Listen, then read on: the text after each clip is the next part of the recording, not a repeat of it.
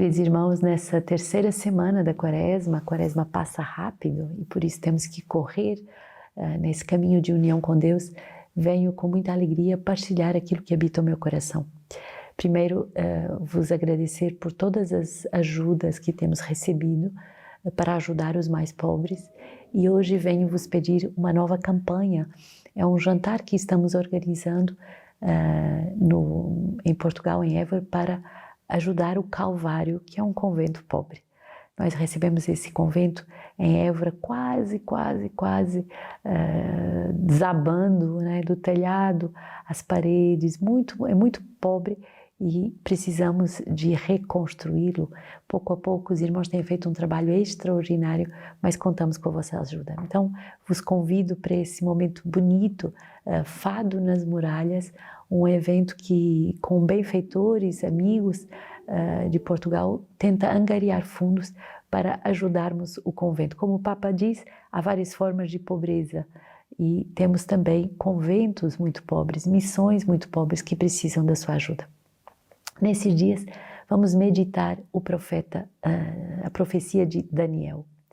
Naqueles dias Azaria parou e de pé começou a rezar. Abrindo a boca no meio do fogo disse: "Ó, não nos desampares nunca. Nós te pedimos por teu nome, não desfaças tua aliança, nem retires de nós a tua benevolência. Por Abraão, teu amigo, por Isaque, teu servo, por Israel, teu santo, aos quais tu prometestes multiplicar a descendência como as estrelas do céu e como a areia que está no mar. Senhor, estamos hoje reduzidos ao menor de todos os povos. Somos hoje o mais humilde de toda a terra, por causa dos nossos pecados. E neste tempo estamos sem chefes, sem profetas, sem guias, sem holocausto nem sacrifício.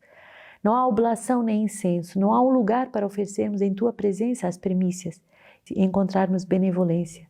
Mas de alma contrita e com espírito de humildade, sejamos acolhidos, como nos holocaustos de cordeiros e touros, como no sacrifício de milhares de cordeiros gordos. Assim se efetua hoje nosso sacrifício em tua presença. E tu faças que nós te sigamos até o fim. Não te sentirás frustrado quem põe em ti a sua confiança. De agora em diante queremos de todo o coração seguir-te, temer-te, buscar a tua face. Não nos deixeis confundido, mas trata-nos segundo a tua clemência e segundo a tua imensa misericórdia. Liberta-nos com o poder das tuas maravilhas e torna o teu nome glorificado, Senhor." Palavra do Senhor. Que bonito esse clamor de Azarias, que no meio do fogo não se desespera, mas se volta para o Senhor e vai clamar ao Senhor benevolência, estar sob o olhar benevolente de Deus. Benevolência, benevolere, é querer o bem daquele que eu vejo com olhos bons, aquele que eu olho com um olhar de amor, de compaixão, de ternura. Eu vou desejar-lhe o bem. E Azarias vai descrever a situação de miséria, de pobreza, porque não tinham chefe, não tinham profeta, não tinham guias, não tinham o templo para oferecer os sacrifícios, nem os holocaustos, não tinham oblação, não tinham, se sentia miseráveis, pobres, desprovidos de qualquer coisa que pudesse agradar a Deus. E nós também podemos fazer essa experiência, nos sentirmos incapazes de agradar a Deus, nos sentirmos tão pequenos nas virtudes, tão pequenos na capacidade de amar segundo o coração de Deus. Mas uma coisa não nos falta, é o olhar de benevolência de Deus. Nós podemos sempre chegar até o Senhor com essa alma contrita e humilde. Nós podemos sempre fazer esse sacrifício de um coração humilde e de fazer a única oração necessária. Olha que bonito, no versículo 40. Faz com que te sigamos até o fim. Pobres ou não, desprovidos de dons ou de virtudes, se achando indigno, aquilo que devemos pedir nessa Quaresma é que perseveremos até o fim, que possamos ser capazes de seguir o Senhor até o fim das nossas vidas, que na certeza de que aquele que confia no Senhor não será frustrado, aquele que confia no Senhor tem um só programa de vida. Qual é o nosso programa de vida? Seguir-te, temer-te e buscar a tua face.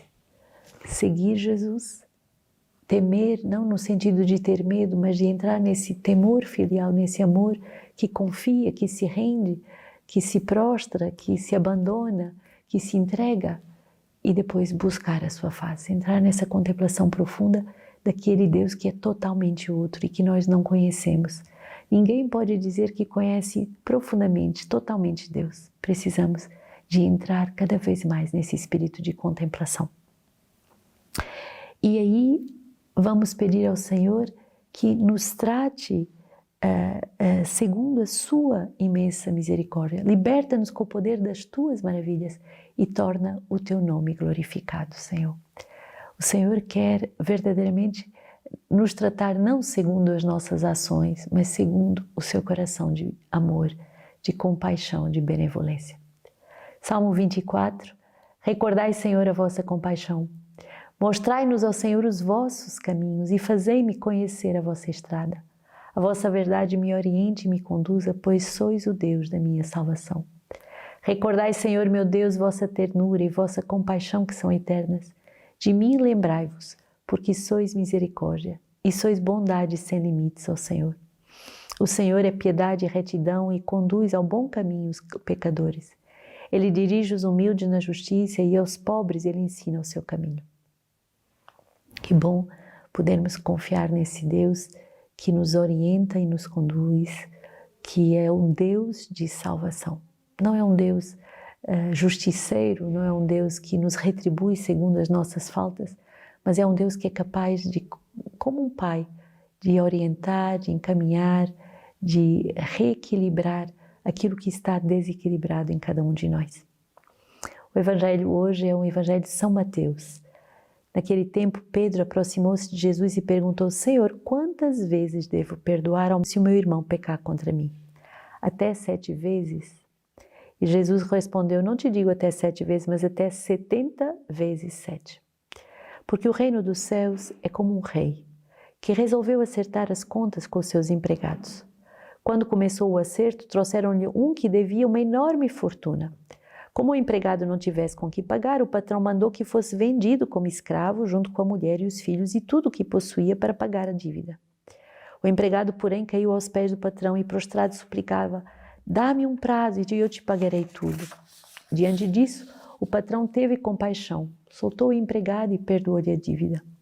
Mas ao sair dali, aquele empregado encontrou um dos seus companheiros que lhe devia apenas 100 moedas. E ele o agarrou e começou a sufocá-lo, dizendo: paga-me o que deves. O companheiro, caído aos seus pés, suplicava: dá-me um prazo e eu te pagarei. Mas o empregado não quis saber disso. Saiu e mandou julgá-lo na prisão, até que pagasse o que devia. Vendo o que havia acontecido, os outros empregados ficaram muito tristes. Procuravam o patrão e lhe contaram tudo. Então o patrão mandou chamá-lo e lhe disse: empregado perverso, eu te perdoarei toda a tua dívida, porque tu me suplicaste. Não devias tu também ter compaixão do teu companheiro, como eu tive compaixão de ti? O patrão indignou-se e mandou entregar aquele empregado aos torturadores, até que pagasse toda a sua dívida. É assim que o Pai que está nos céus fará conosco, se cada um não perdoar de coração o seu irmão. Palavra da salvação. Muito forte hoje essa leitura.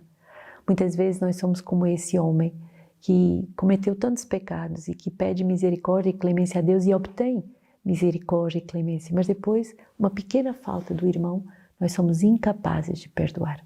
Nós guardamos o rancor, nós guardamos a lembrança daquele ato ruim e não largamos o nosso irmão até que ele nos pague tudo aquilo que ele nos deve. Somos implacáveis com os outros, mas queremos toda a misericórdia para nós. E o Senhor hoje vai nos alertar. Se tu queres ser perdoado, se tu tens consciência do teu pecado, entra nessa lei da misericórdia. Perdoa de todo o teu coração ao teu irmão, como tu também gostarias de ser perdoado e pelo teu irmão.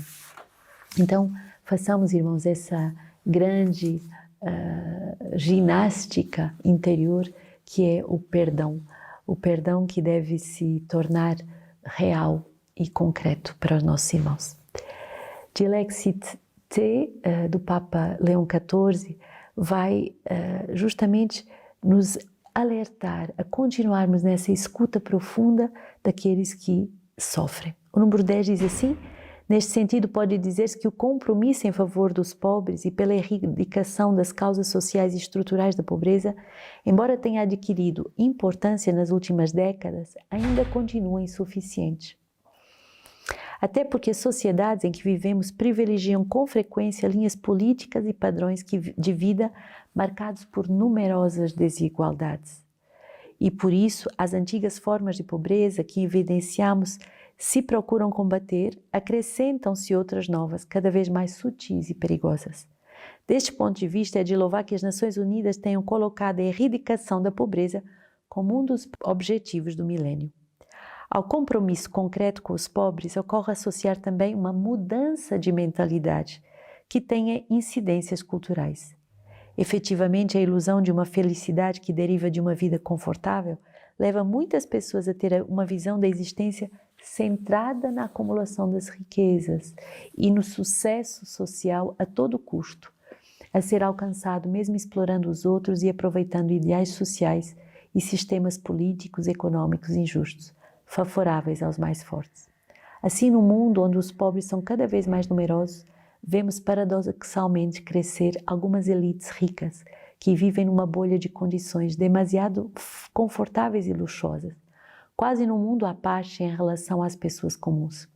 Isto significa que persiste, por vezes, bem disfarçada, uma cultura que descarta os outros, sem sequer se aperceber, tolerando com indiferença que milhões de pessoas morram à fome ou sobrevivam em condições indignas do ser humano.